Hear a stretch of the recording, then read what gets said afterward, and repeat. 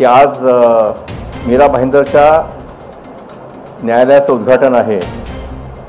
न्यायालयाला एवढं महत्त्व दिलं जातं आणि मोठे फलक टांगले जातात, त्याचा मला खूप आनंद झाला. पण तो आनंद फार थोडा काळ टिकला. त्याचं कारण असं आहे की मुंबई उच्च न्यायालयाचा एक निकाल आहे की प्राधिकरणाची परवानगी घेतल्याशिवाय आपल्याला कुठेही फलक लावता येत नाही. आणि त्या फलकावरती जर त्या परवान्याचा क्रमांक लिहिला नसेल तर तो फलक हा बेकायदेशीर आहे असं मानलं पाहिजे आणि नगरपालिकेचं कर्तव्य आहे की तो ताबडतोब काढून टाकला पाहिजे. माझा आनंद थोडा काळ टिकला याचं कारण असं आहे त्या कुठल्याही फलकावरती परवानगीचा नंबर लिहिलेला नव्हता.